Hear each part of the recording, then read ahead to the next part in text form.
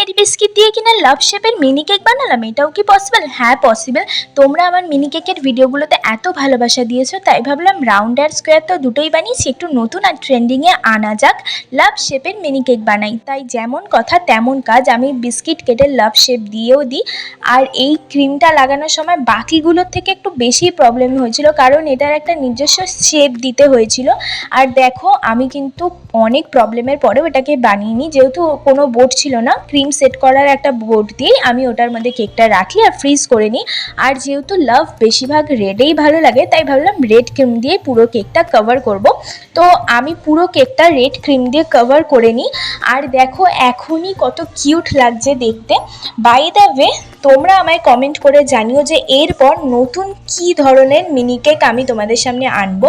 আর তোমাদের যার কমেন্ট আমার বেশি ভালো লাগবে, নেক্সট ভিডিওতে আমি তোমাদেরকে শাউট আউটও দেবো।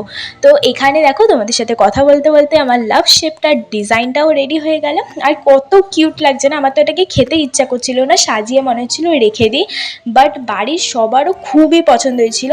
আর এখানে ছোট্ট ছোট্ট মিনি মিনি লাভও করে দিই। বাই দ্য ওয়ে, আমি নিচে কি লিখেছি কমেন্ট করে অবশ্যই জানিও কিন্তু। তো দেখো এই করতে করতে আমার কেকটাও রেডি হয়ে গেছে, আর এত ছোট্ট আর কিউট লাগছিল না, আমার তো খুবই ভালো লেগেছে। তোমাদের কেমন লেগেছে অবশ্যই জানিও। তো এখন আসছি, টাটা।